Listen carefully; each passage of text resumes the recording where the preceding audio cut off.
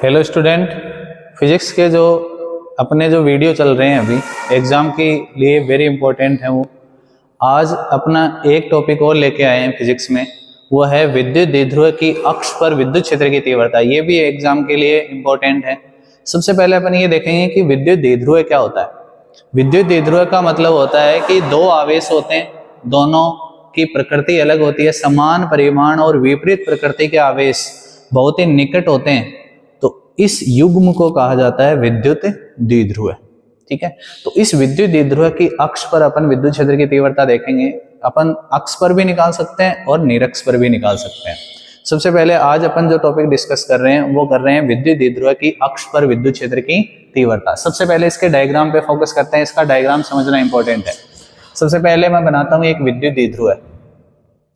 तो विद्युत द्विध्रुव क्या होता है, एक पे प्लस क्यू चार्ज होता है और एक पे माइनस क्यू चार्ज। ये अपना विद्युत द्विध्रुव है। दोनों के बीच की डिस्टेंस कंसिडर कर लेते हैं 2d। ये पॉइंट A है, ये पॉइंट B है। A पॉइंट पे plus Q charge, B point पे माइनस क्यू चार्ज है।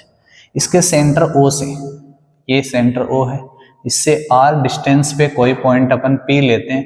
इस पॉइंट P पे चुंबकीय विद्युत क्षेत्र की तीव्रता निकालनी है, तो यहाँ पे एक अपन टेस्ट चार्ज रख देते हैं। जहां कहीं भी चुंबकीय विद्युत क्षेत्र की तीव्रता अपने को निकालनी होती है वहां पर अपने एक फ्रिक्शन आवेश रख देते हैं। तो P पे प्लस क्यू नॉट चार्ज रखा हुआ है। अब इस प्लस क्यू नॉट चार्ज पे अपन इलेक्ट्रिक फील्ड की डायरेक्शन देखेंगे। A पॉइंट पे पॉजिटिव चार्ज, B पॉइंट पे नेगेटिव चार्ज। तो प्लस क्यू आवेश के कारण बिंदु P पर जो विद्युत क्षेत्र होगा वो कितना होगा कि ये प्लस क्यू इस प्लस क्यू नॉट को क्या करेगा, प्रतिकर्षित। तो इधर ये वेक्टर की डायरेक्शन इधर होगी। ये माइनस क्यू इस प्लस क्यू नॉट को अपनी तरफ अट्रैक्ट करेगा। ये भी वेक्टर की डायरेक्शन होगी इधर। ठीक है, तो प्लस क्यू नॉट को उधर रिपेल करेगा। तो रिपेल जिधर फोर्स की डायरेक्शन उधर ही इलेक्ट्रिक फील्ड की डायरेक्शन होती है। तो बल की इधर दिशा, तो विद्युत क्षेत्र की भी दिशा इधर ही होगी, ये वेक्टर। ये माइनस क्यू इस प्लस क्यू नॉट को अपनी तरफ अट्रैक्ट करेगा, तो फोर्स की डायरेक्शन इधर, तो इलेक्ट्रिक फील्ड की डायरेक्शन, ये भी वेक्टर की भी डायरेक्शन इधर। अब अपना जो रिजल्टेंट वेक्टर आएगा वो इलेक्ट्रिक फील्ड आएगा, वो इन दोनों इलेक्ट्रिक फील्ड के डिफरेंस के इक्वल आएगा। क्यों? क्योंकि दोनों इलेक्ट्रिक फील्ड की डायरेक्शन P पॉइंट पे, दोनों इलेक्ट्रिक फील्ड की डायरेक्शन एक दूसरे के अपोजिट है। तो अपन सबसे पहले इलेक्ट्रिक फील्ड का जो फॉर्मूला होता है अपना E इक्वल टू क्या होता है, किसी पॉइंट चार्ज के कारण electric field KQ upon R²। इस फॉर्मूले का अपन यूज करेंगे। तो सबसे पहले A पॉइंट पर जो चार्ज है उसके कारण पॉइंट P पर जो इलेक्ट्रिक फील्ड EA है अपना, वो कितना है, EA वेक्टर कितना है, KQ अपॉन A से P के बीच की डिस्टेंस, AP का होल स्क्वायर। इसको अपन वेक्टर फॉर्म में नहीं लिख रहे। ठीक है, इक्वेशन 1।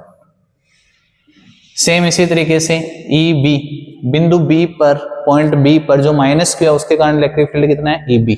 तो EB कितना हो जाएगा, KQ अपॉन BP का स्क्वायर।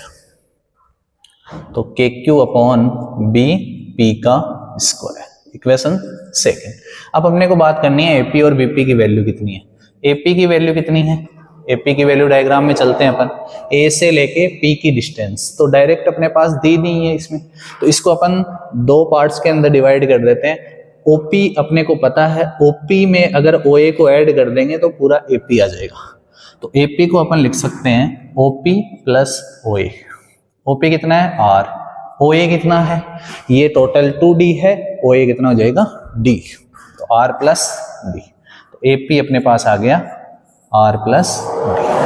अब अपने को चाहिए BP, तो BP कितना आएगा, BP देखो डायग्राम के अंदर BP कैसे निकलेगा, अगर इस OP में से मैं OB को घटा दूं तो BP आ जाएगा। तो ये बनेगा OP माइनस OB। तो BP इक्वल टू OP कितना है, R माइनस D। ये लो दोनों आ गए। ये दोनों वैल्यू अपन इक्वेशन 1 और इक्वेशन 2 के अंदर पुट कर देंगे। तो from equation 1 and equation 2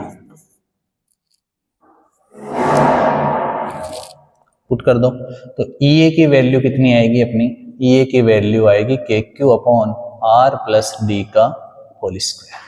EB कितना आ जाएगा, EB आ जाएगा KQ upon R minus D का होल स्क्वायर। अब जो रिजल्टेंट इलेक्ट्रिक फील्ड आएगा, रिजल्टेंट परिणामी विद्युत क्षेत्र, रिजल्टेंट इलेक्ट्रिक फील्ड, परिणामी विद्युत क्षेत्र जो होगा वो होगा, अब बताओ EA माइनस EB करें या EB माइनस EA करें, ये बात आती है सामने। तो देखो EA क्या है, EA ज्यादा होगा या EB ज्यादा है? तो देखो इसका जो अट्रैक्शन होगा इस प्लस क्यू नॉट के साथ वो इसके रिपल्सन से क्या होगा, ज्यादा। क्यों? क्योंकि इसके बीच की डिस्टेंस क्या है, कम, तो इसका अट्रैक्शन ज्यादा, तो इलेक्ट्रिक फील्ड ज्यादा कौन सा होगा आपका, EB। तो EB माइनस EA करेंगे, ज्यादा में से कम को घटाएंगे। यहाँ पर भी अपन मैथमेटिकली भी देख सकते हैं, R माइनस डी ये कम है तो ये ज्यादा होगा, और ये ज्यादा है तो ये कम होगा। वैल्यू पुट कर दो, EB कितना है अपना KQ upon R minus D का whole square minus KQ upon R plus D का होल स्क्वायर। KQ कॉमन ले लेते हैं, ये बनेगा R माइनस डी का होल स्क्वायर और R प्लस डी का होल स्क्वायर, ठीक है।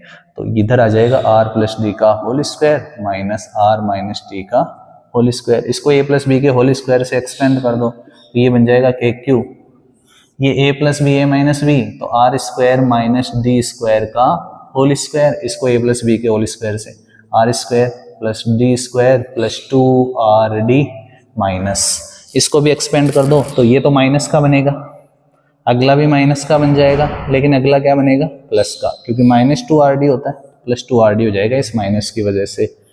ये कैंसिल, ये कैंसिल, 2RD 4RD, तो ये बन जाएगा KQ और 4RD upon R square minus D square का होल स्क्वायर।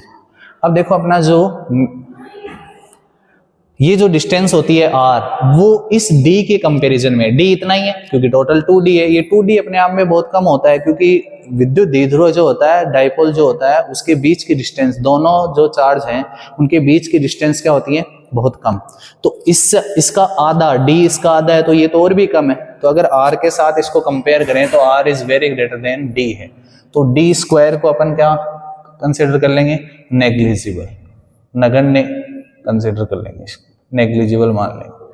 तो यहां से डी स्क्वायर हट जाएगा तो ये अपने पास बचेगा E इक्वल टू KQ, ये बन जाएगा 4RD अपॉन R की स्क्वायर की पावर स्क्वायर 4, एक R से एक R कैंसिल हो जाएगा।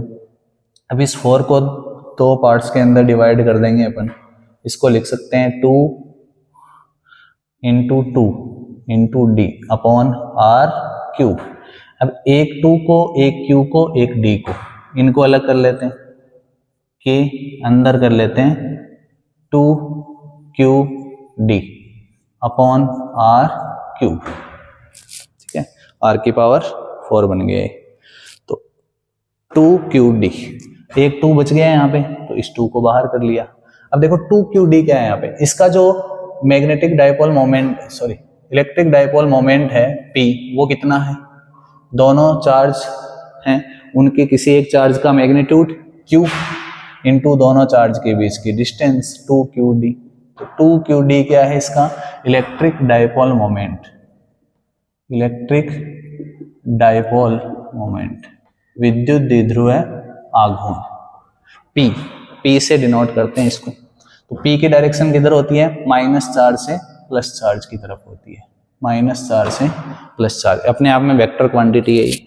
तो 2QD की जगह अपन क्या कंसिडर कर सकते हैं, P, तो ये बन जाएगा E equal to 2KP upon R cube.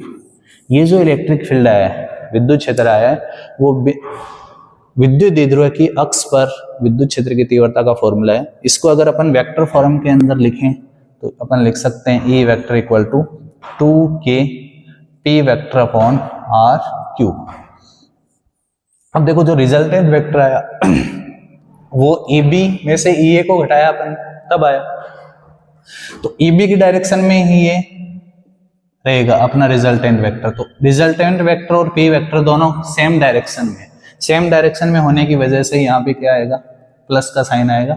E vector equal to 2KP vector upon R cube. ये जो विद्युत क्षेत्र आया है वो विद्युत द्विध्रुव के कारण किसी बिंदु पर विद्युत क्षेत्र की तीव्रता का मान है। आज के लिए बस इतना ही, थैंक यू।